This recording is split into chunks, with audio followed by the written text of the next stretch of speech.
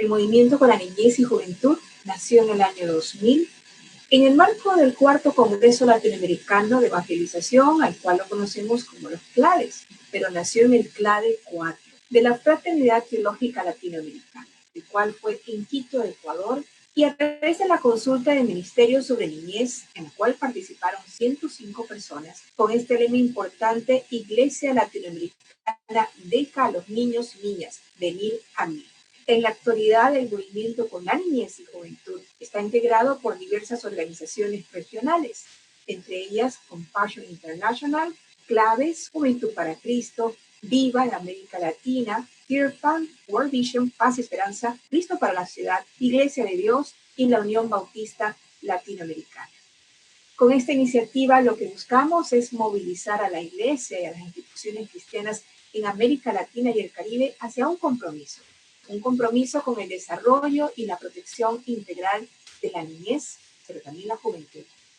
Y precisamente un compromiso para procurar la vida plena. Asimismo, queremos ser un interlocutor reconocido en la promoción del desarrollo integral de los niños, de las niñas, de los adolescentes y también de los jóvenes, donde estos sean participantes, pero participantes protagónicos. Nuestros ámbitos de servicio son las iglesias, las instituciones cristianas y la sociedad latinoamericana y caribeña. Y en este recorrido del movimiento con la niñez y juventud ha contribuido muy significativamente en el desarrollo de perspectivas bíblicas teológicas en clave de niñez, mediante libros, manuales, documentos oficiales que reflejan nuestra historia, pero también reflejan nuestro pensamiento. Por otro lado, apoyamos y realizamos campañas de sensibilización a favor de la niñez y la juventud en América Latina y Caribe. Y recordando estos 20 años, queremos honrar el trabajo y también la memoria de todos los que contribuyeron desde el inicio del movimiento con la niñez y juventud y permitieron que marquemos hitos en este tiempo. Me gustaría compartir ahora algunos hitos relacionados a niñez y también teología, que es el tema que hoy tendremos en la conferencia. Y precisamente en el año 2003, en noviembre de 2003, realizamos la consulta latinoamericana y del Caribe, Marco Bíblico Teológico sobre Niñez, la cual hicimos en Buenos Aires, Argentina. Después, en el año 2004, en Brasil nos reunimos y lanzamos el primer marco bíblico teológico del movimiento con la niñez y juventud, con una guía muy útil y pedagógica. En el año 2006 llevamos a cabo una consulta, la consulta de niñez y teología, en conjunto con la Fraternidad Teológica Latinoamericana. Y avanzando en el tiempo, en el año 2016, en estos hitos que estamos recordando, realizamos la segunda edición del documento Dejen que los niños vengan a mí, donde están estas pautas bíblico-teológicas para el ministerio con la niñez y también de la juventud. Y se presenta en el encuentro de la red de seminarios bíblicos realizado en Ecuador y en el 20 aniversario de Claves en Antigua, en Guatemala.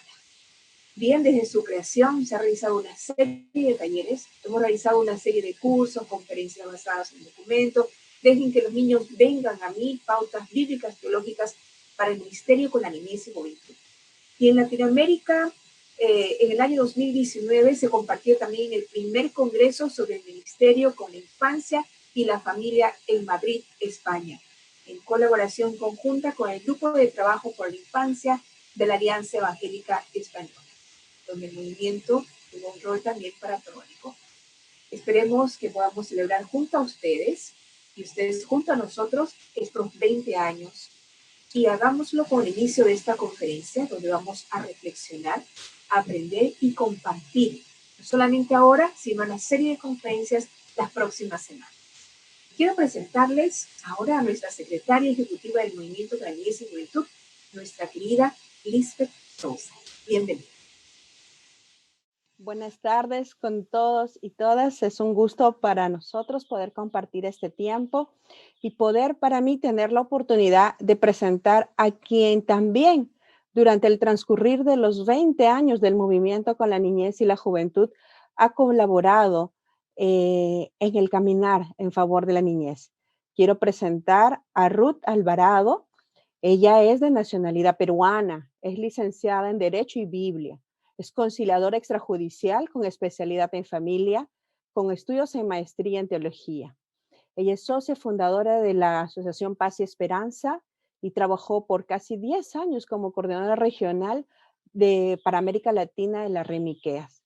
Ella se desempeña actualmente como directora de proyectos en la Asociación Paz y Esperanza en Lima, trabajando especialmente con la niñez venezolana que está radicando en Perú, en nuestro país, y colabora también como docente en el Instituto Paz y Esperanza. Es un honor para mí presentarla porque, como dije al inicio, ella durante muchos años y casi desde el inicio del movimiento con la niñez y la juventud estuvo aportando con su pasión por la niñez, con su conocimiento y con su experiencia. Doy la bienvenida a quien esta tarde nos va a acompañar como moderadora de la conferencia. Bienvenida, Ruth. Adelante. Gracias, Lisbeth, por la presentación. A ustedes, a todos los presentes, buenas tardes desde Perú. Como ya dijo, mi nombre es Ruth Alvarado y estoy sumamente muy contenta de estar esta tarde con ustedes en esta conversación. Una conversación que, por lo visto, va a tener una cobertura amplia con la presencia de ustedes, de lo cual estoy muy agradecida a Dios. Yo quisiera introducir, antes de presentar a nuestro expositor estrella, amigo también de mucho tiempo, de muchos años en el caminar acompañando a la niñez, quisiera comentarles algunas cositas. Hablamos en las iglesias, en nuestras congregaciones del reino, ¿no? Hablamos del reino y casi siempre cuando hablamos del reino, hablamos desde el lado adulto. Finalmente somos adultos y eso no lo podemos negar. Hablamos de los niños también y hablamos de que deben ser acogidos, de que deben ser defendidos. Soy abogada, sujeto de derecho. Es la primera frase que me sale. También hablamos de la familia, ¿no? En la Biblia encontramos muchas imágenes de familia, ¿no? Como un espacio de protección, como un espacio donde los niños y niñas van a crecer, como un espacio donde van a aprender cosas, es un espacio, es una cobertura, ¿no? Hay organizaciones incluso que hacen una casita como imagen de la familia, ¿no? Pero, y esa es la razón de nuestra tarde, de la conversación de esta tarde. Pero, ¿qué exactamente debemos entender cuando hablamos de los niños como metáfora del reino o como sujetos teológicos del reino? ¿Qué es? ¿Qué diferencia hay entre todo lo que hemos mencionado antes y esta mención? Sujeto teológico del reino. Y para eso hemos invitado a nuestro amigo de mucho tiempo, don Harold Segura. Él es director de Fe y Desarrollo de World Vision para América Latina y el Caribe. Es pastor bautista, es teólogo y administrador de empresas también.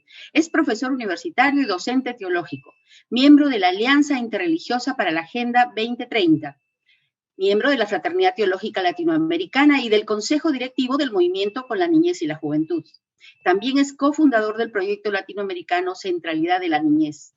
Y quisiera dejar el micrófono entonces a nuestro amigo Harold para que él pueda hablarnos de este tema. Niños, niñas, sujetos teológicos. Harold, adelante. Bueno, muchas gracias, Ruth. Muchas gracias a Loida, a Lisbeth, a todo el comité directivo del Movimiento con la Niñez y la Juventud.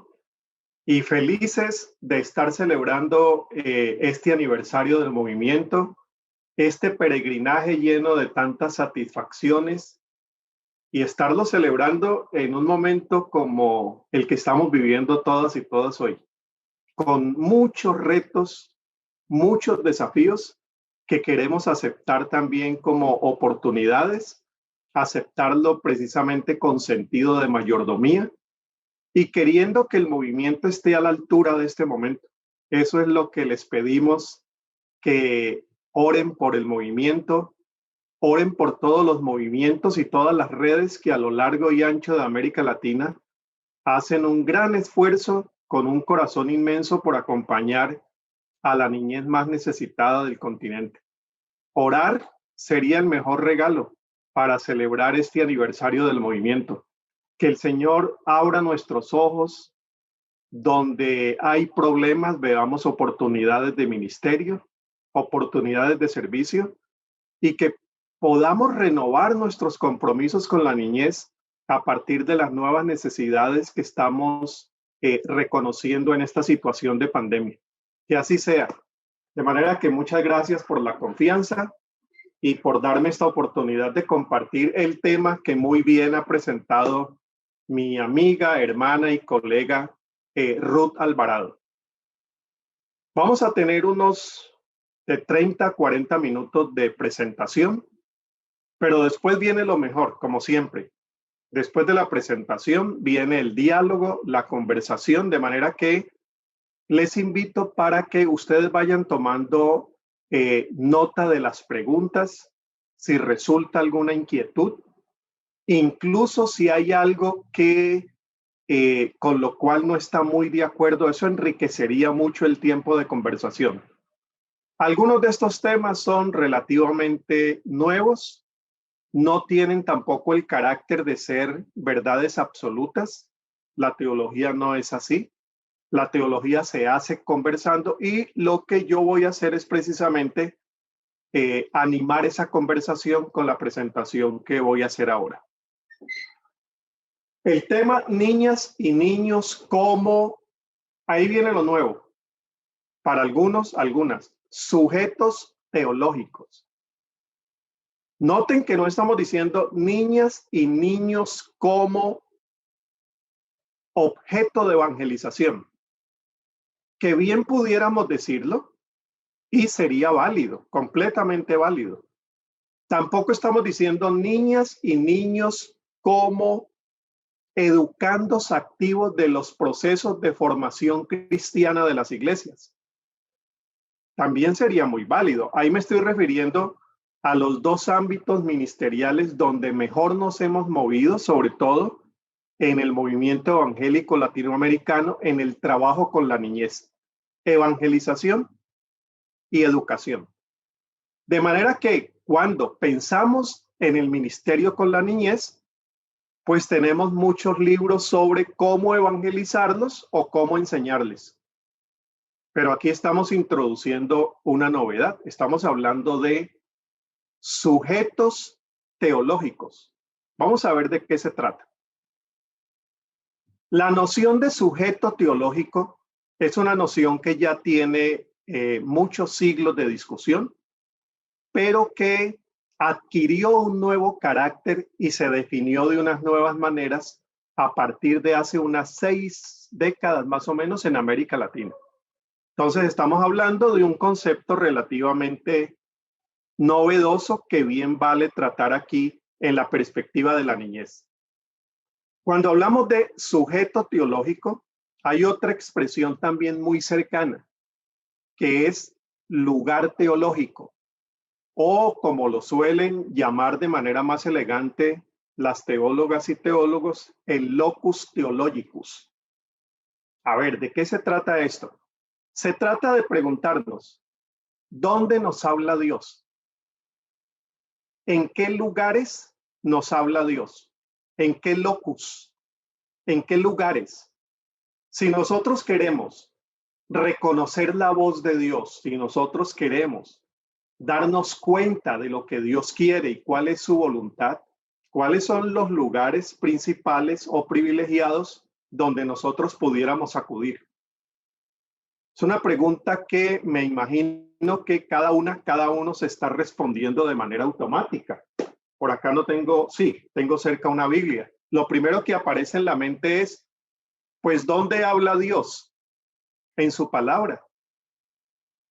Otros dirían, Dios habla a través de sus siervos y siervas escogidas. Esos serían otros lugares teológicos. Otros dirían, sobre todo la tradición católica, los concilios donde está reunido el magisterio principal de la iglesia. Bueno, hay muchas respuestas y de los primeros que comenzó a elaborar ese concepto de dónde estaban los sujetos o principalmente los lugares a través de los cuales Dios nos hablaba, fue un señor del siglo XVI llamado Melchor Cano. A Melchor Cano se le atribuye ser el primero en articular de una manera más precisa la expresión locus theologicus. Estaba muy cercano de Melanchthon, el teólogo de Lutero. Melanchthon también escribió algo pronunció algo sobre los lugares teológicos. Y debió ser muy interesante porque mientras Melchor Cano decía que los lugares donde Dios habla son las santas escrituras, el magisterio de la iglesia, la tradición y la historia, ahí se prende un bombillito, él mencionó la historia. Bueno, la tradición reformada estaba discutiendo si precisamente los grandes concilios y la tradición eran lugares teológicos. Ustedes saben muy bien, estamos teniendo en este mes de octubre la celebración de la Reforma Luterana. Yo iba a decir, acabamos de tener, porque es que acabo de tener una primera conferencia sobre la celebración de los 503 años de la Reforma Luterana. Y ustedes recuerdan que Lutero, en la discusión con la Iglesia Católica, pues decía que la tradición no era un lugar teológico, solo la escritura. Muy bien, han pasado muchos siglos y vamos a llegar un poco más acá. En América Latina, en la tradición teológica, pues se recogieron todas esas discusiones de muchos siglos, pero se introdujo una novedad. Atención aquí, porque ustedes estarán diciendo, ¿dónde entran niños y niñas? ¿Será que podemos hablar de que además de las escrituras y la historia, hay sujetos históricos a través de los cuales se pronuncia la voz de Dios? Bueno, eso ni habérselo mencionado Melchor Cano, ni siquiera Melanchthon, porque creo que hubieran puesto el grito en el cielo. Eso demoró mucho tiempo para poderse pronunciar de la siguiente manera, sobre todo en América Latina. Ya en Europa se había dicho al respecto algo sobre esto, principalmente en la primera mitad del siglo XX, más exactamente después de las dos lamentables guerras mundiales. Aquí hago un paréntesis para agregar algo que les puede interesar. Después de la Segunda Guerra Mundial, hay una crisis terrible en la teología y en la fe. Porque después del Holocausto, los teólogos y los creyentes y creyentes en general se están preguntando qué hacer con esta fe frente a tantas nuevas necesidades. Y de una manera más brutal, algunos teólogos preguntaban dónde había estado Dios en el Holocausto. Frente a esa crisis se abren novedades teológicas. Por eso yo pienso que una pandemia como esta pudiera ser una gran oportunidad para preguntarnos cosas que no nos habíamos preguntado sobre nuestra fe, sobre Dios, sobre la Biblia, sobre el carácter de Dios. Y noten que nos estamos preguntando eso. El movimiento está ya por publicar un documento, una guía sobre las preguntas que hacen niños y niñas en una pandemia. Es que en las crisis nos confrontamos con la profundidad de la existencia, con la profundidad de Dios. Y eso sucede después del Holocausto. Entonces, después del Holocausto, algunos teólogos europeos comienzan a decir que en medio del dolor y de la historia hay un lugar teológico. Es decir, en medio de la crisis hay un momento de oportunidad para escuchar cosas nuevas de Dios porque Dios sigue hablando. Esto en algunos contextos y tradiciones cristianas puede sonar un poco contradictorio, que Dios se siga revelando y siga hablando. Pero sí, así se afirmó. Personalmente también lo creo así, que Dios sigue hablándonos en las circunstancias, pero la teología latinoamericana hizo un especial énfasis, y ahí voy, en que no solamente los acontecimientos eran el lugar donde Dios hablaba, eran los sujetos teológicos, sino que había conglomerados humanos que por lo general habían sido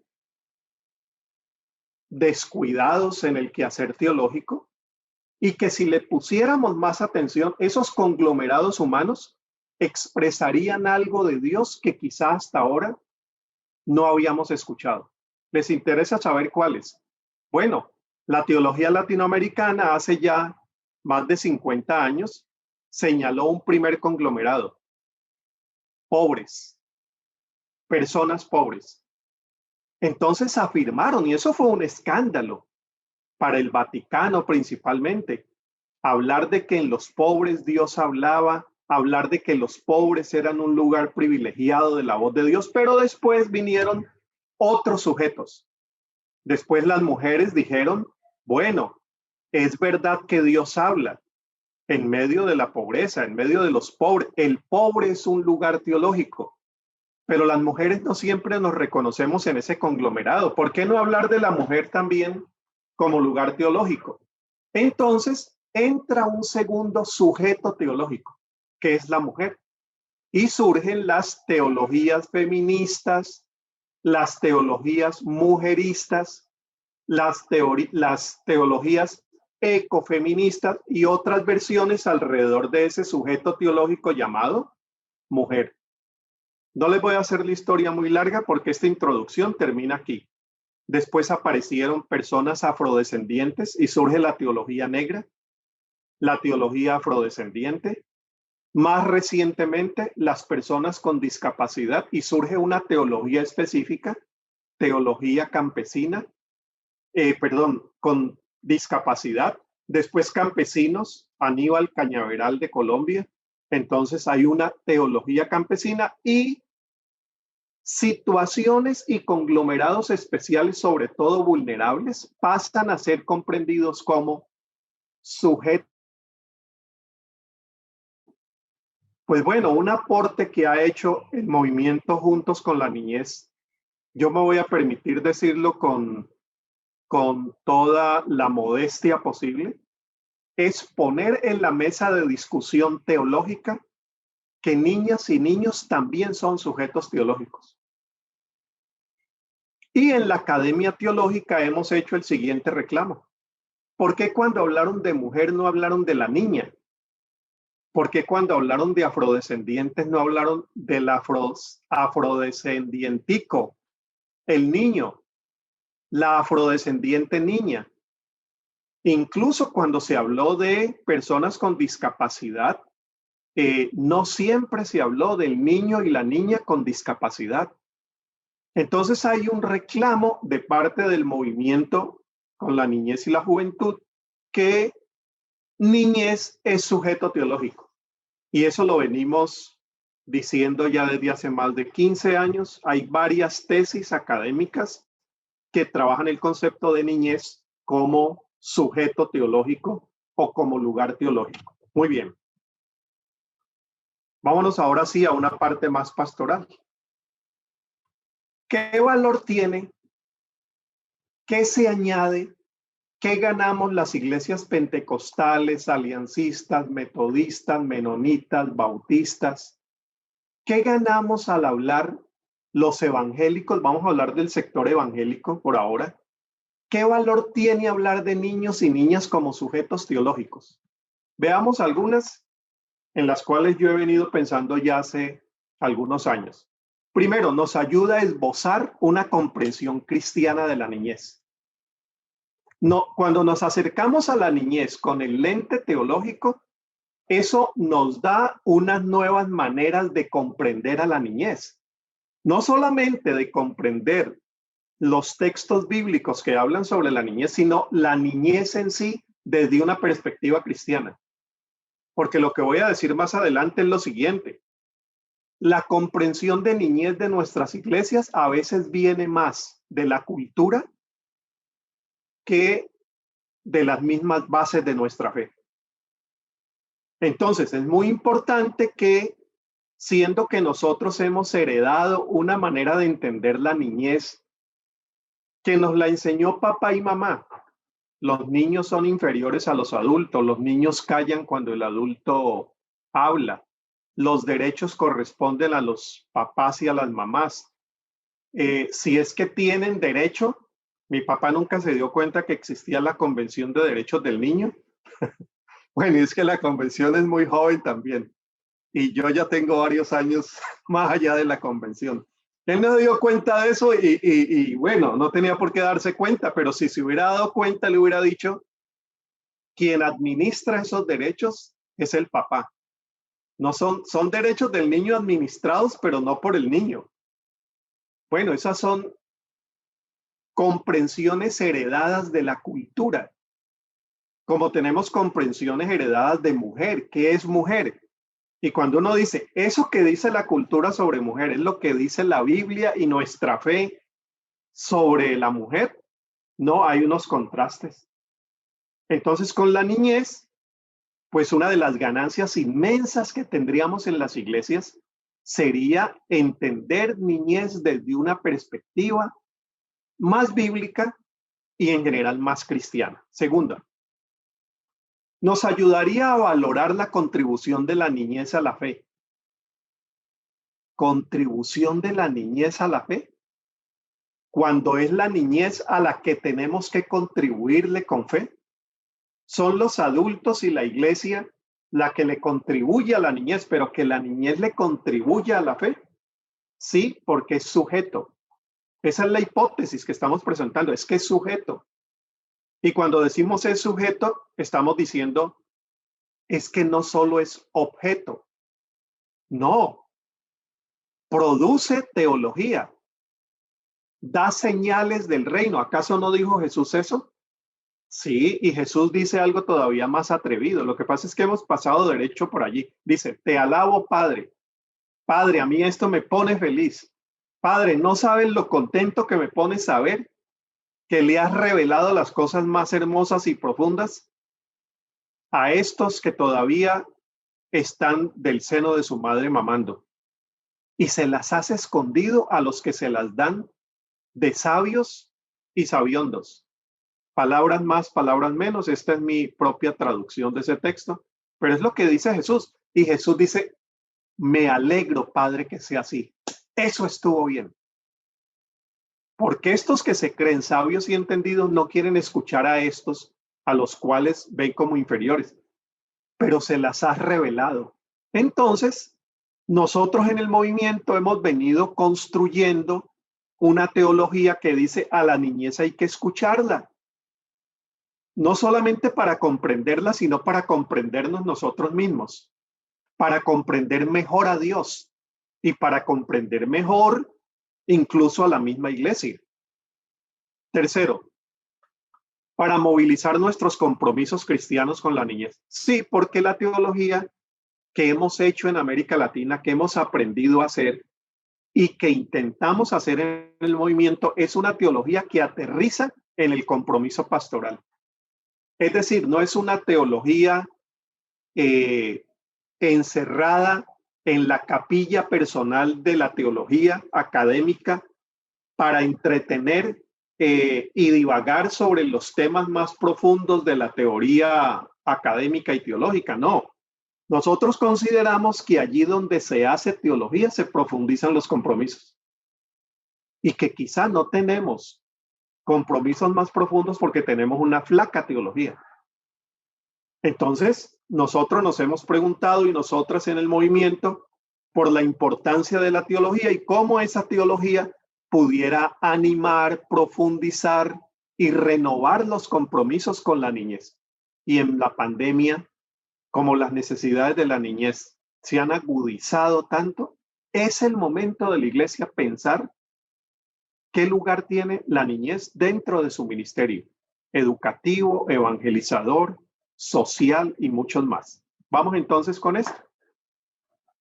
Dijimos como primer lugar para esbozar una comprensión cristiana de la niñez. ¿Qué nos dice la Biblia sobre la niñez? Noten, no qué dice la cultura latinoamericana, porque si yo les hago el ejercicio ahora, si tuviéramos el tiempo para dividirnos en la sala, ¿cuántas personas tenemos ahora mismo? Tenemos 250 por lo menos en Zoom, más las que vienen en las redes sociales. Mire, pudiéramos dividirnos en grupos de 10 y preguntar lo siguiente. ¿Qué dice la cultura acerca de la niñez? Y haríamos unos grupos que nos digan eso.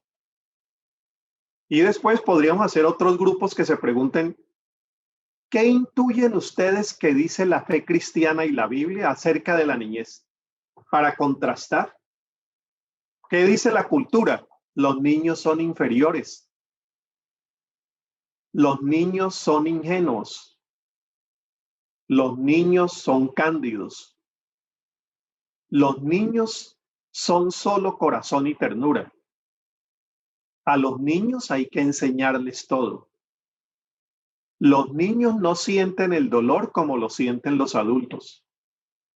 Los niños, y empezaríamos, niños y niñas, para ver cómo los ve la cultura. Lo más seguro es que si tomamos esa lista, tenemos que reconocer que es así como los ve la iglesia. Como seres inferiores que no tienen palabra, no tienen derecho, y quizá eso explique por qué muchas comunidades de fe evangélica, cuando se habla de derechos de la niñez, se oponen a esos derechos. Claro, es que es una forma de entender niñez que la cultura misma nos ha enseñado, pero cuando hablamos de niñez como sujeto teológico, nos preguntamos, no damos por sentado mejor qué es la niñez, sino que vamos y nos preguntamos, ¿qué dice Dios sobre la niñez? ¿Cómo se presenta a Jesús bebé? ¿Y cómo se presenta a Jesús a los 13 años? ¿Qué dice Jesús? ¿Qué habla Jesús? ¿Qué clase de niño es Jesús? ¿Qué nos está modelando ese texto de Lucas acerca de unas nuevas comprensiones de la niñez?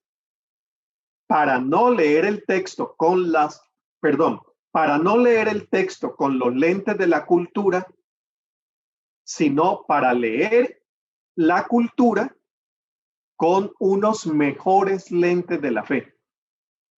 Que no se puede hablar tampoco de unos lentes de la fe como si la fe fuera una sola, ¿no? La fe tiene mucha diversidad, pero uno de esos lentes, ¿cómo nos ayudaría a ver la niñez? Y diríamos, aquí hay algo que mejorar. Claro, aquí hay algo que mejorar. La Biblia nos dice, pero eso viene precisamente de la labor teológica. Por eso necesitamos teología.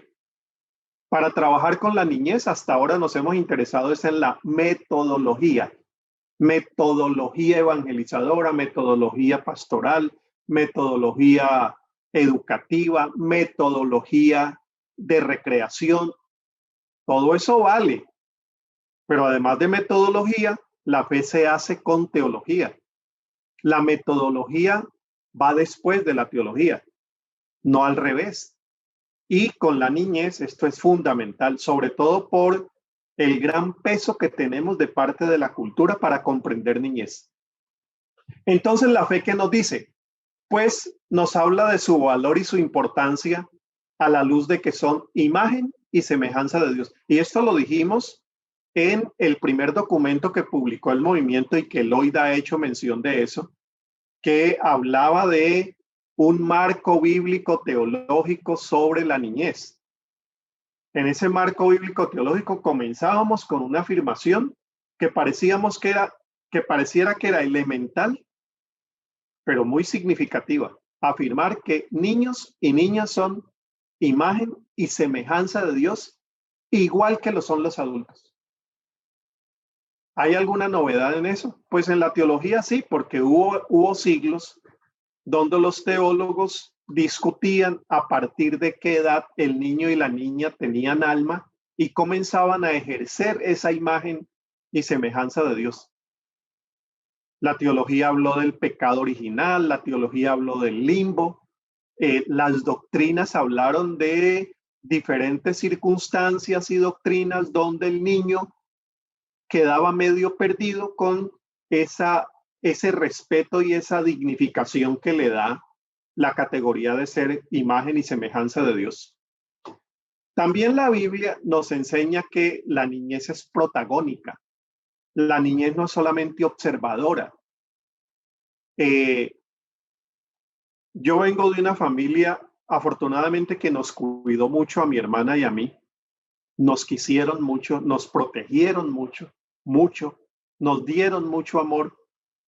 Pero eso de que el niño y la niña sean protagonistas de las decisiones de la casa, no. Y si en algún momento había un protagonista, era yo por ser varón, no mi hermana por ser niña. Esas son herencias que nosotros traemos. El niño no protagoniza nada porque el niño está esperando llegar a la edad en la que tiene conciencia, decisiones y valor. Por ahora que escuche y aprenda. Y en muchas de nuestras iglesias precisamente reproducimos modelos ministeriales donde el niño tiene unas orejas grandísimas, pero una boca silenciada. Poco tiene que decir. Solamente escuchar, solamente aprender para cuando llegue la edad en la cual él o ella puedan procesar todo lo aprendido. Aprendemos también de la Biblia y de la fe cuáles son las necesidades, cuáles son los derechos, cuáles son las contribuciones sociales que hace la niñez. Eso. Bueno, pues la teología, como tiene en cuenta las escrituras, obviamente, encuentra que hubo niños en el Antiguo Testamento y ni qué decir del Nuevo con Jesús, donde el niño era el protagonista de la historia de la salvación. Niños reyes, niños salvados de las aguas que llegan a ser los libertadores de Israel. En el Nuevo Testamento encontramos el texto de la multiplicación de los panes y los peces, donde un niño dice, aquí tengo la lonchera, y ese niño salva la tanda. Pero nosotros no visibilizamos el niño. Generalmente concentramos todo en Jesús. Válido, ¿no? Pero, ¿y el niño? ¿Y la lonchera del niño? Protagonista de una acción. Cierro este primer tema, este primer punto, solamente mencionando que en alguna ocasión, en una instancia académica, yo estaba hablando del protagonismo social de la niñez. Estábamos hablando en una universidad y principalmente en el departamento de sociales, filósofos, la mayoría de ellos. Entonces, cuando hablé del protagonismo social de la niñez, un compañero de manera muy honesta dijo, Harold, pero niños y niñas protagonistas sociales, ¿es que usted tiene un ejemplo? ¿Tiene un ejemplo de que un niño o una niña puede hacer una contribución a las transformaciones sociales? Nos cuesta creer eso. Afortunadamente yo tenía un ejemplo reciente de los niños y niñas gestores de paz en Colombia que fueron postulados al Premio Nobel de Paz, que por cierto hoy fue otorgado a una organización de ayuda humanitaria. Bueno, hace años los niños gestores de paz, un movimiento social de niños y niñas, fue postulado al Premio Nobel de la Paz. Pero no creemos, porque cuando hay un niño hablando de temáticas sociales, decimos, detrás hay un papá inteligente que lo está adoctrinando. Y en este momento yo estoy siguiendo en redes sociales a un niño de 9 años con un discurso político fantástico. Fue al Senado de la República en Colombia, lo estoy siguiendo, porque uno se queda asombrado toda la capacidad que tiene el niño y el mismo niño explica. El mismo niño se defiende diciendo, ya me están diciendo que es que mi papá es el que me está adoctrinando y que me da el discurso y lo único que yo tengo es buena memoria para reproducir todo lo que él me dice. No, yo pienso, y empieza a hablar de cuestiones sociales y políticas que sorprende, pero nos cuesta. Bueno, esto del niño de Colombia no es completamente nuevo. Hay niños en la Biblia que son protagonistas de unas gestas proféticas e históricas que si uno leyera la Biblia con esta perspectiva teológica, uno se diría de lo mucho que nos hemos perdido. Porque hemos mirado la Biblia como la cultura y la cultura cuando ve niños los pasa por encima. Igualmente nosotros hemos pasado por encima todos esos conglomerados sobre los cuales la cultura no ha puesto su mirada. Niños, niñas, mujeres, afrodescendientes, personas con discapacidad y en fin. Avancemos. Dijimos, una segunda contribución de ver la niñez así sería para valorar la contribución de la niñez a nuestra fe. Aquí no hay más sino que reseñar el texto donde los niños y las niñas se quieren acercar a Jesús, que es el texto con el que voy a cerrar en 10 minutos. Y los discípulos les dicen, háganse a un lado porque aquí estamos en cosas serias de adultos y este maestro es muy serio. Son los discípulos, no fueron los fariseos. Jesús los reprende y les dice, déjenlos que vengan, y después agrega, si ustedes, señores adultos, no se hacen como ellos, no van a tener parte del reino de los cielos, porque el reino es de los que se hacen como los niños y las niñas. No hay sino que decir ese versículo para entender que en aquel momento, quienes eran maestros de los niños pasan a ser los alumnos, los sin luz de los niños, según Jesús. Son los niños los que esconden el secreto del reino y tienen mucho que enseñar. Por lo tanto, hay que escucharles, hay que valorarles, hay que respetarles, hay que dignificarles, porque si son señal y metáfora del reino, tienen muchas cosas que decirnos por las cuales Jesús aplaudió al Padre y dijo, acertaste, se las escondiste a estos y se las revelaste a estos. Bueno, los niños y las niñas son una provocación teológica para cualquier iglesia y para cualquier sociedad. Nos permiten pensar en nuevas formas de entender a Dios, nuevas comprensiones de la fe. Y yo celebro orgulloso que el movimiento con la niñez haya tenido la genial idea de una guía donde haya consultado a niños y niñas qué le están preguntando a Dios y a la vida en la pandemia.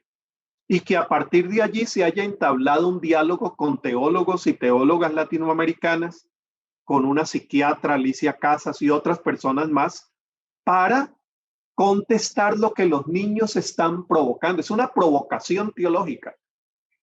Y no es que los teólogos adultos responden para que los niños callen y reproduzcan.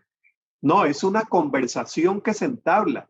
Esto opinamos los adultos, pero papá y mamá tienen que hacer ese proceso pedagógico, no solamente para enseñar a niños y niñas lo que Dios dice, sino para entender lo que niños y niñas les dicen también a ellos y a las mamás. Nos dan también, además de una provocación teológica sobre cómo es Dios, cómo se porta Dios.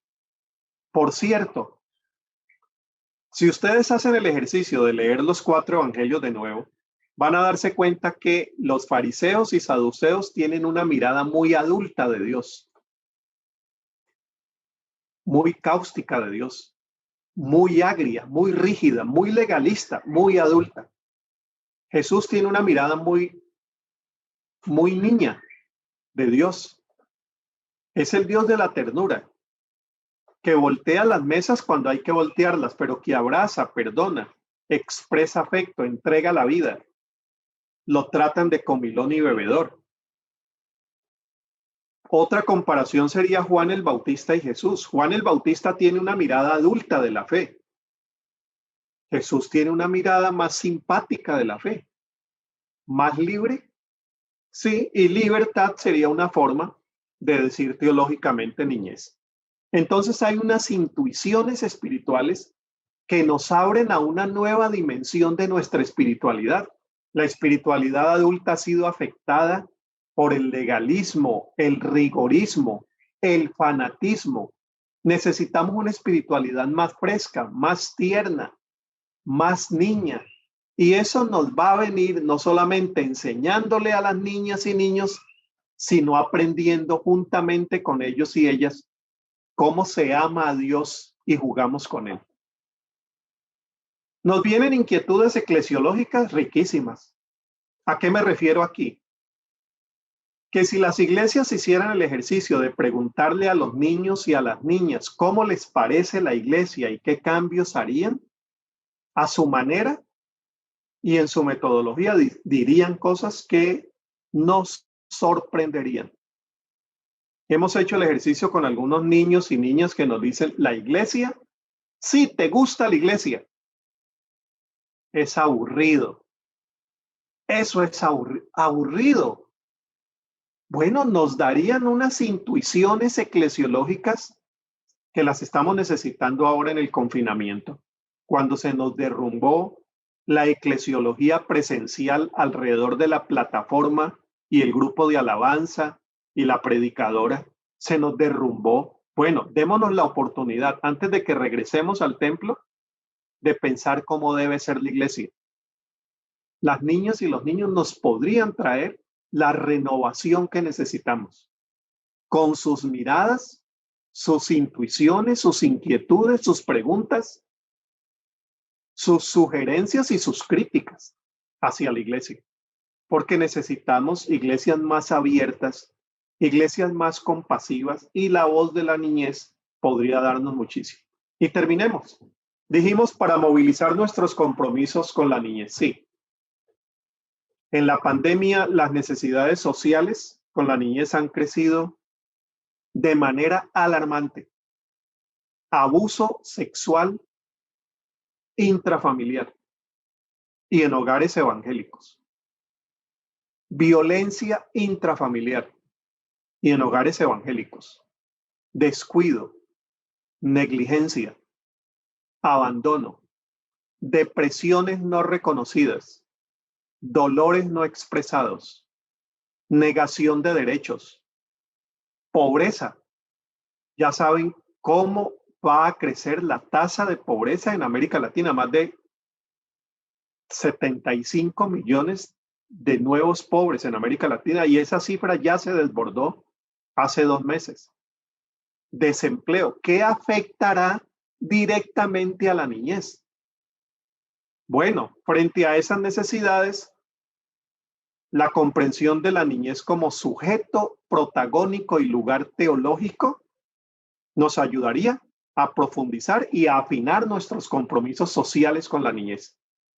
A afinar y profundizar eso que hemos hablado ya por más de 40 años, llamado misión integral, aplicada a la niñez, que a Dios le interesa no solo el alma de la niña y el niño, sino su estómago satisfecho, su cuerpo vestido, saludable y bañado, fresco, respetado, dignificado, que hay necesidades sociales y hay necesidades espirituales, que hay necesidades afectivas, que hay necesidades existenciales, que hay necesidades de muchas formas y tipos, porque el niño es un ser, como todo ser humano, multidimensional, y que la iglesia debe preocuparse no solamente por el alma, ya dijimos, sino por el ser total.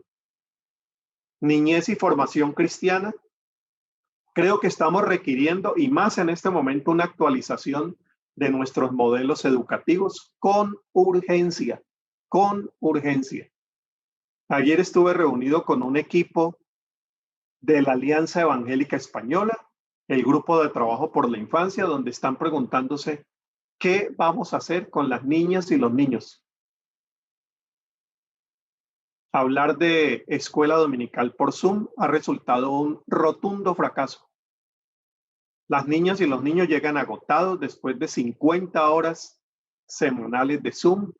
Bueno, hay una crisis que pudiera ser aceptada como la oportunidad para introducir cambios que deberíamos haber introducido en la prepandemia, pero bienvenida en ese sentido de permitirnos pensar en cosas que de otra manera no nos hubiéramos atrevido a pensar. Y niñez y evangelización. Creo que en este campo también hay una necesidad muy grande de cómo evangelizar a la niñez. Y amigos, amigas, hermanos y hermanas, yo he usado no sé cuántos métodos para evangelizar niños y niñas. Mi primer ministerio de 40 años fue con niños y niñas. Evangelicé a mi hija con un delantal de 5 colores. Esos métodos cumplieron un ciclo. Y hoy necesitamos renovar los métodos, porque esos métodos respondían a una teología que hoy también debe ser revisada.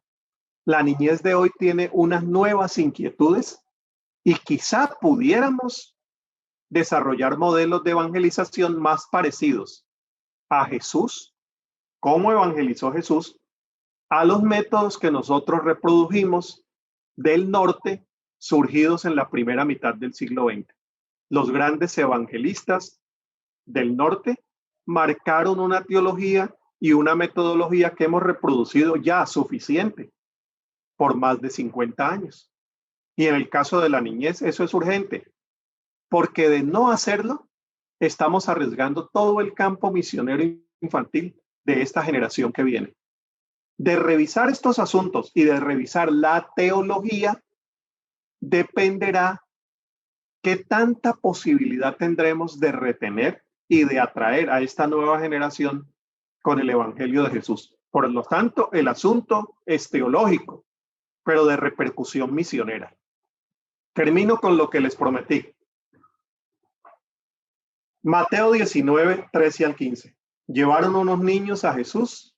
Noten si mucho de lo que hemos dicho hasta aquí se plasma en estos 3 versículos porque estamos hablando de sujeto.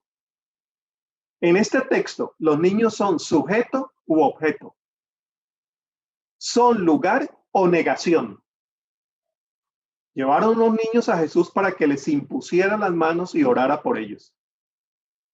Pero, el pero que cambia todo, los discípulos reprendían a quienes los llevaban. Jesús dijo, dejen que los niños vengan a mí. No hagan lo que están haciendo, impidiéndoselo, porque el reino de los cielos es de quienes son como ellos. Después de poner las manos sobre ellos, se fue de allí. Entonces, en resumen, niños y niñas como sujetos teológicos. Sujetos que, como dice el texto, tienen valor y por lo tanto deben estar en el centro. Sujetos teológicos tienen valor. Si tienen valor, Jesús se indigna con quienes están negando ese lugar y los pone en el centro. La niñez otra vez en el centro. Sujetos que tienen derechos. Esos derechos deben ser respetados. Jesús lo que hace es respetar a la niñez. Jesús no hace eso solamente por los papás o mamás que los trajeron. Jesús no hace eso solamente como estrategia publicitaria del nuevo anuncio religioso que él podía traer. No, él reconoce que ahí hay seres que hay que respetar y hay que dignificar. Por lo tanto, esos derechos deben ser defendidos y el primero que sale a defenderlos es Jesús. Porque aquí hay una variante de contraste muy grande. ¿A quién quieren defender los discípulos? A Jesús. ¿A quién quiere defender Jesús? A la niñez. Como si Jesús les estuviera diciendo, yo me defiendo solo. Aquí a quien hay que defender es al más vulnerable. Y hay gente, y hay iglesias, y hay comunidades, y hay movimientos que hacen grandes marchas tratando de defender el evangelio, pero no les interesa para nada quien está siendo violentado y desconocido en sus derechos. ¿A quién hay que defender? La defensa del evangelio se hace en la defensa de las personas más vulnerables que son sujetos protagónicos del reino. Entonces Jesús les está diciendo aquí, a mí no me defiendan, yo me defiendo solo. A quien hay que defender es a estos a quienes ustedes están desplazando y marginando. Y sujetos que representan el reino y por lo tanto les necesitamos. No solamente es que la niñez nos necesita, cosa cierta y más en la pospandemia, sino que nosotros necesitamos a la niñez para ser nosotros adultos, jóvenes, más humanos, más sensibles, más integrales y más cerca del corazón de Dios, que es donde Jesús dice que se mueve el reino de Dios y su voluntad. Muchas gracias, creo que cumplí con los 45 minutos y ahora viene Ruth y la facilitación del diálogo. Gracias, Ruth. Okay. Gracias, Carol. Realmente sí, llegaste al tiempo, aunque te pasaste 2 minutos, pero ya, está perfecto. Yo quiero hacer una pregunta aquí, porque ha sido maravilloso todo lo que tú has mencionado, estoy totalmente de acuerdo contigo, y ahí viene un punto que siempre es el que yo también discuto. Tenemos que escuchar a los niños, tenemos que ubicarlos como sujeto teológico, son niños que van a decir cosas, pero ¿qué tal si no lo dicen? O sea, en otras palabras, ¿cuál es el idioma del niño que el adulto tiene que recibir? Y antes que me contestes, quiero alcanzarte algo. Nosotros en País Esperanza hicimos un concurso con niños para que escriban cuentos de derechos, ¿cierto? Y aquí participaron niños de muchas partes del país. Y hay un cuento que te lo voy a leer rápido. El título es Trinar, mi cantar. Es una niña pequeña de 9 años, venezolana ella, radicada en Perú. Ella va a hablar metafóricamente sobre el trinar de los pájaros frente al tema de la migración, ¿no?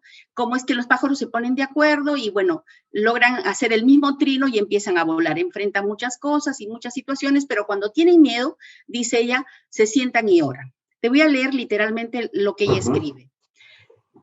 Va a orar por todos los pajaritos del mundo que tienen derecho a un nido donde protegerse del cruel invierno, por todas aquellas que viven sin tener a nadie, que puedan vivir sin miedo y sin frío, por todos los nidos del mundo. En el mundo hay quienes viven sin tener a nadie que les dé calor, sin derecho a cantar, a expresarse, a trinar, compartir y transmitir lo que piensan y sienten en sus propios nidos.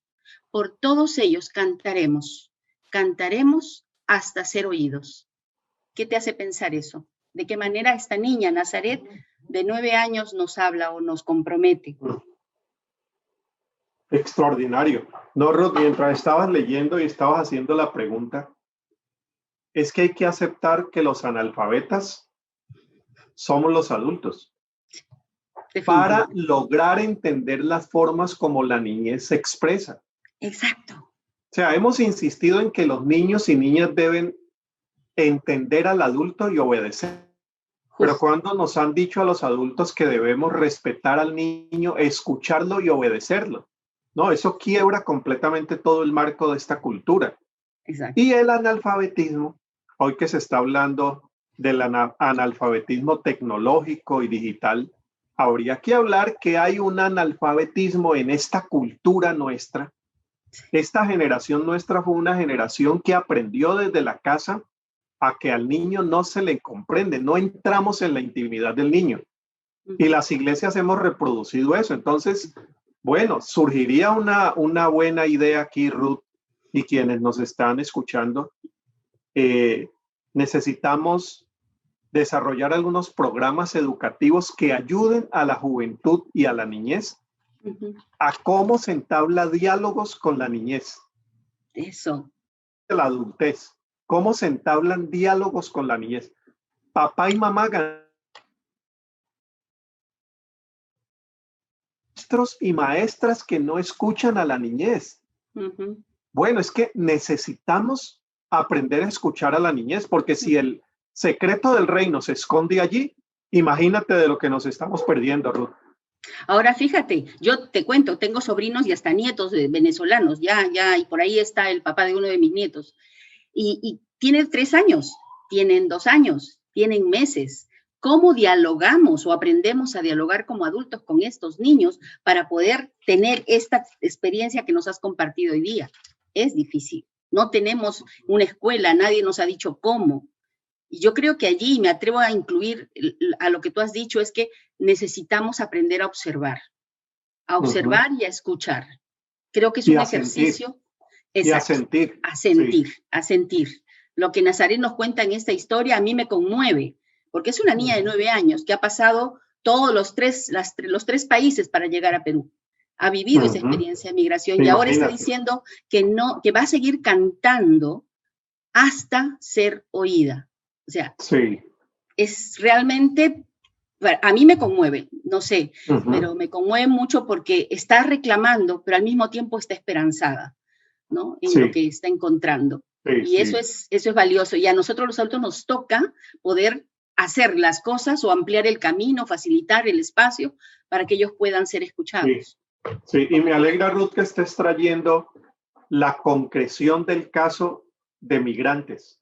Sí, Porque cuando estamos hablando de niñez, no estamos hablando de una niñez abstracta. La teología latinoamericana nos enseñó que hacemos teología pensando en la realidad concreta y precisa. exacto. Entonces, hablemos de qué niñez.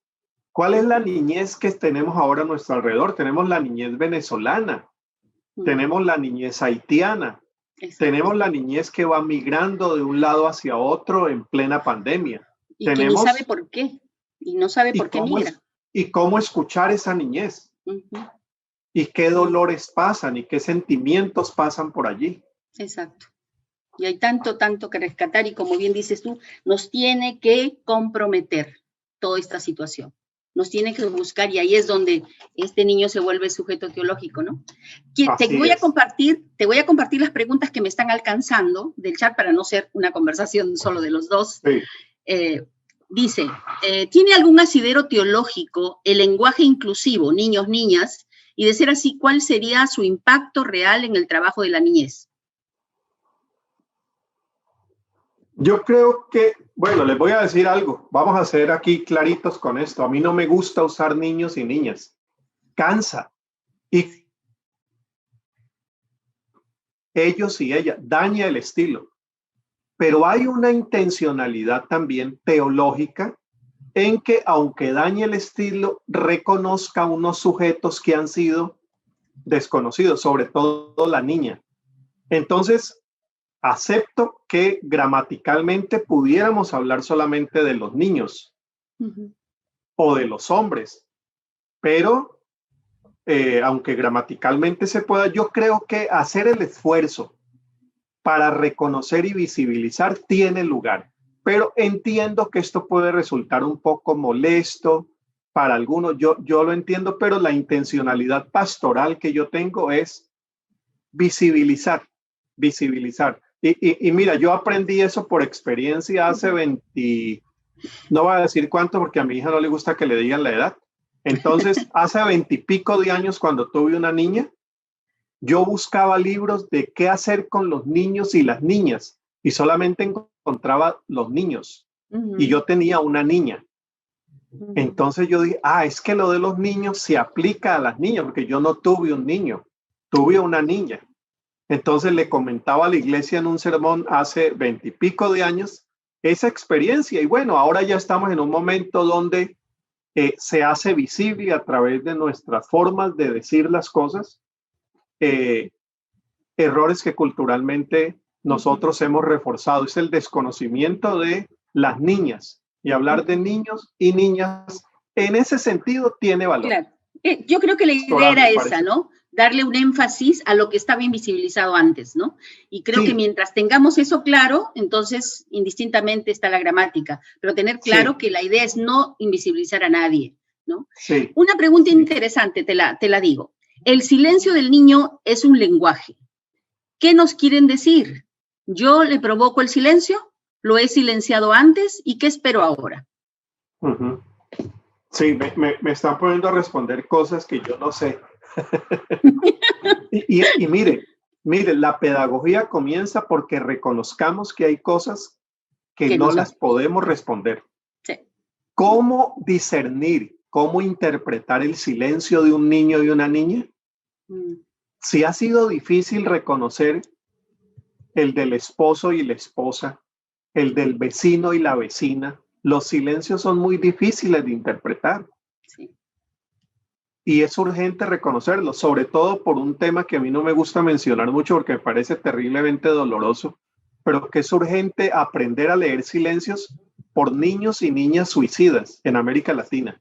Sí. No me gusta, pero es un tema que la estadística nos está mostrando cada vez con números más altos. Sí. Y bueno, también aquí el tema de la... Sí, sigue, perdón. Sí, te decía, aquí en Costa Rica, donde vivo ya hace 20 años, yo soy colombiano, en Costa Rica se está haciendo una campaña para que no aplacemos las conversaciones que debemos tener con hijos e hijas. sino que reconozcamos silencios, y es una campaña contra suicidio infantil. Pero no es el único problema, ¿no? No es Hay otros más de depresión que pasan por silencio. Exacto. Y que allí una crianza tierna, afectuosa, atenta, podría salvar vidas también. Desde mi experiencia como abogada, el silencio también es parte de la violencia, no es producto de la violencia. Entonces sí, yo estoy de acuerdo contigo, hay que observar con cuidado los silencios y mantenernos ahí pendientes, ¿no? Acá hay otra pregunta interesante, porque tiene que ver con algo que tú dijiste. ¿Cómo educar a la congregación para que los niños entren en las prácticas litúrgicas y en la predicación? Ah, bueno, esto está muy amplio todavía.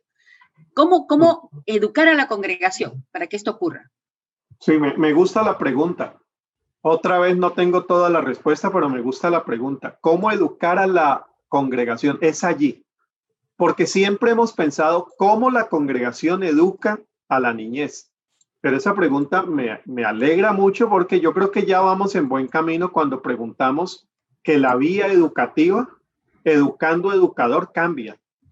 Hay que educar a los pastores y pastoras, hay que educar al liderazgo de la iglesia, hay que educar a los sacerdotes, hay que educar a maestros y maestras, hay que educar a los médicos, las médicas, para que reconozcan que necesitamos comprender un lenguaje. Y en el caso de la iglesia, pues esto pasa por la comprensión de una liturgia adaptada a las necesidades y a los modelos de la niñez, evangelización, educación y pastoral en general.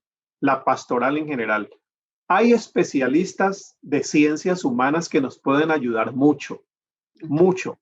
Pedagogos, en el caso de la liturgia, liturgistas, pastoralistas, psicólogas, psicólogos, personas que trabajan comportamiento humano, sobre todo infantil, nos pudieran dar muchas luces para nosotros generar nuevas ideas para un ministerio más sensible con la niñez. Pero me gusta que estemos lanzando esa pregunta, porque poniendo esa pregunta y reconociéndola vamos a encontrar caminos. He dado algunos, pero habría muchos más, ¿no? Estamos ya cerrando y te debo de contar de que estas preguntas vienen del Zoom y vienen del Facebook también. Así que no solamente son las 250 personas que están con nosotros en el Zoom, sino la cantidad que no tengo aquí en la mano, que también nos acompañan desde el Facebook. Entonces, aquí hay otra pregunta. Dice, ¿cómo romper mentalidades de adultos para entender mejor a los niños y niñas? O sea, romper, aquí es fuerte la pregunta. Sí. ¿Cómo romper mentalidades? Nosotros en el movimiento usamos el término que usan las ciencias sociales, los modelos adultocéntricos. Creo que necesitamos, y allí valga la expresión del evangelio, necesitamos una conversión, y el movimiento lo ha venido diciendo desde hace ya más de 15 años, una conversión a la niñez. Esa expresión me parece linda, ¿no? Sí, me encanta. La de romper no es que me disguste, pero esta de la conversión a la niñez. Sí. Una iglesia que rompe sus modelos de administración adultocéntricos, de pastoral adultocéntricos, de financiación adultocéntricos, para mirar también otras formas de ver la vida.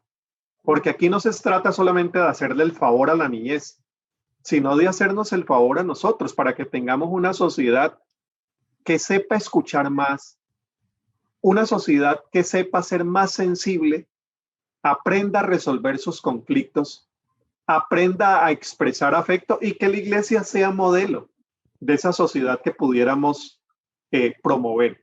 Pero esto comienza por la ruptura, vale el término, la ruptura de los modelos adultocéntricos. Hemos construido, hablamos del tema de la cultura. El tema de la cultura es muy serio y ameritaría solo una conferencia sobre cómo la cultura moldeó a la iglesia. Cuando la iglesia fue puesta para ser disruptiva con la cultura. Pero la cultura, los modelos de liderazgo y de administración del poder vienen de la cultura. Bueno, ¿cómo pudiéramos allí cambiar ese modelo para tener una cultura más sensible y más cristiana? Más cristiana, en términos generales sería eso. Sí, me encanta lo que dijiste, realmente estoy convencida. Necesitamos nosotros convertirnos necesitamos. Todo lo que implica ese término conversión es necesario para este trabajo. Aquí hay una mención de aparentemente la nueva versión internacional, y esta persona coloca así: ¿cómo interpreta esta versión? Instruye al niño en el camino correcto y aún en su vejez no lo abandonará. Bueno, yo ya tengo una hija con 20 y algo, está más cerca de los 30, y un hijo que está cumpliendo hoy 22, sí economista, y yo estoy muy orgulloso también con él. Ella es médica, él es economista y mi esposa es psicóloga. Todos los problemas los tengo resueltos, el financiero, el médico, y a quien más le ha tocado duro es a mi esposa con los problemas emocionales míos. Pero miren lo siguiente, ¿cómo lo interpreto? Creo que hay valores que uno pone en la niñez, valores, modelos, ejemplos que uno pone mientras va aprendiendo a educar. Y que esos modelos, cuando han sido puestos, y esos valores y esas enseñanzas, cuando han sido puestas con ternura y cariño, perviven, se mantienen.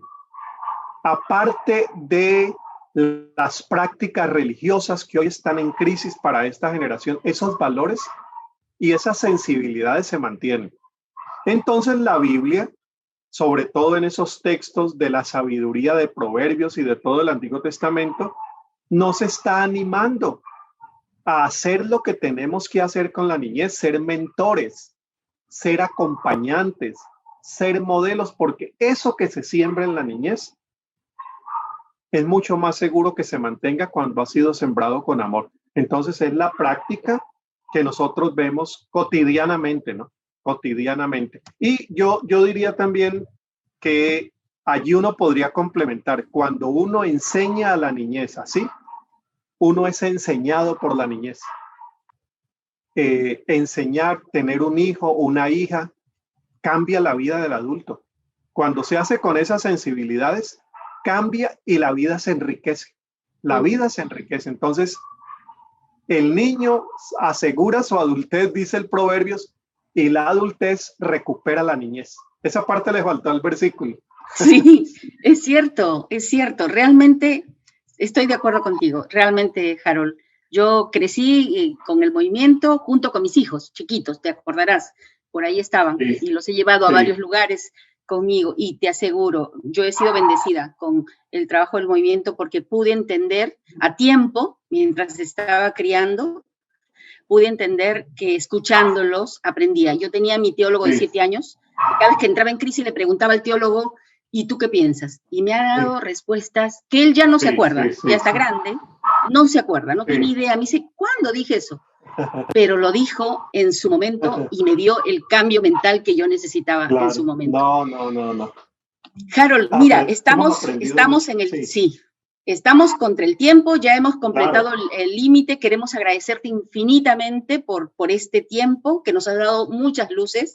A mí me has dado mucha alegría al corazón, realmente, porque siento que estamos, mira, han pasado tantos años y seguimos en esto, en esta brega, y estamos felices porque realmente...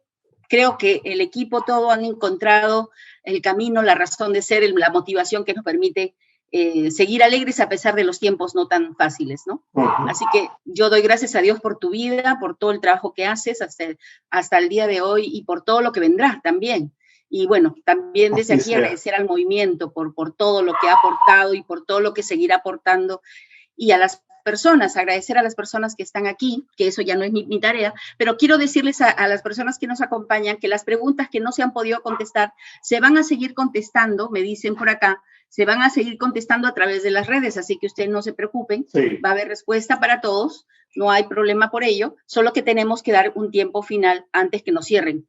Entonces, por mí, yo te agradezco, Harold, nuevamente. Gracias. No, muchas gracias, Ruth, y 30 segundos para agradecer al movimiento y decirles que celebro de corazón este aniversario por lo que han significado para mi vida.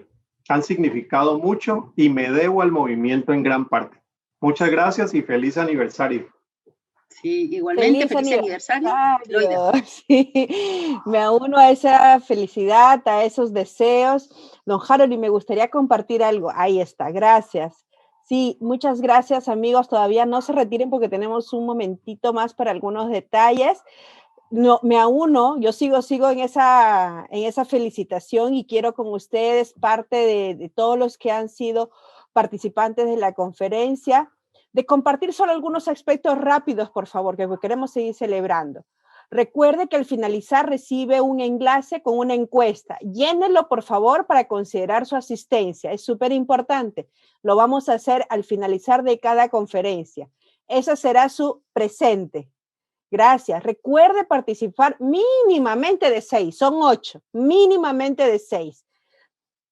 Recuerde que va a recibir un correo desde esta dirección, info@movimientonj.org, y allí también nos puede dejar sus consultas. Así que ese va a ser el correo a través del cual nos vamos a comunicar las próximas semanas. El enlace de la próxima conferencia para los que han entrado hoy día al Zoom les va a llegar a su correo para las siguientes conferencias. Sí, espérenlo en su correo, no tiene que volver a inscribirse. Y si alguien sí desea inscribirse y no alcanzó a entrar hoy día, sí debe inscribirse. Por favor, la próxima semana continuaremos compartiendo. Gracias, esos detalles son importantísimos para los participantes, pero no me quiero ir sin agradecer a alguien importante en esta tarde. Gracias Ruth Alvarado, por tu servicio en favor de la niñez y la juventud en el transcurso de los 20 años del movimiento con la niñez y la juventud. Gracias porque has colaborado y has contribuido a hacer práctica, ¿no? Dejad a los niños, vengan a mí, nos decía Jesús, y has contribuido con toda esa pasión que ya nos has demostrado en este diálogo tan rico. Muchas gracias, Ruth. Gracias porque representas también a muchos colaboradores y colaboradoras, facilitadores, coordinadores, que en el transcurso de los 20 años han pasado por el movimiento con la niñez y la juventud, y hemos sido eso. Hemos sido convertidos a la niñez de a poco. Muchas gracias, Ruth. Gracias a ustedes, muchísimas gracias. Y también queremos agradecer infinitamente a Harold Segura. Gracias por tu servicio, Harold. Gracias porque has contribuido a que podamos abrir muchas veces los ojos, la mente, el corazón, para que pues realmente podamos convertirnos a la niñez. Muchas gracias porque aún yo de manera personal recuerdo que la primera vez que escuché una de las charlas acá en Perú fue a través del movimiento, a través de lo que el movimiento en Perú hizo. Así que estoy muy contenta y también de manera personal y a nombre de todo el movimiento y las personas que comparten este sentimiento durante estos 20 años, te agradecemos. Gracias a Dios por la vida de Ruth, la vida de Harold, y gracias por su contribución. De verdad, Dios los siga bendiciendo, y a ustedes, amigos, también muchas gracias por estar esta tarde, gracias por su comprensión. Sé que todos tienen ganas de hablar, pero les agradecemos, tenemos las redes para seguir intercambiando. Los esperamos entonces en la siguiente conferencia. El viernes 16 tendremos la presentación de la publicación de la cual Harold estaba comentando. Así que está imperdible. Ustedes sigan participando, pueden invitar a inscribirse. Los esperamos porque a los que participen les va a llegar la publicación de primicia. Así que los esperamos el viernes 16. Nos estará acompañando también un miembro del Consejo Directivo, Enrique Pinedo, quien representa Compasión en el movimiento con la niñez y la juventud. Bien, muchas gracias y una tarde de riqueza, de diálogo. Nos vemos el viernes 16 en el mismo horario. Buenas tardes.